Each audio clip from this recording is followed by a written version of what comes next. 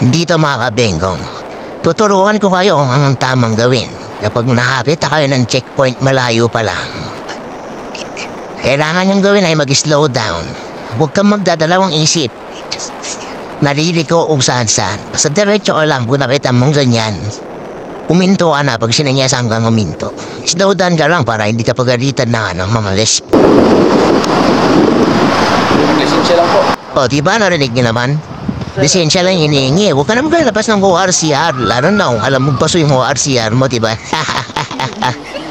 Siyempre, susunod na gawin mo buksan yung compartment mo kung nandun yung lisensya mo sa loob ng compartment, diba? Hehehe.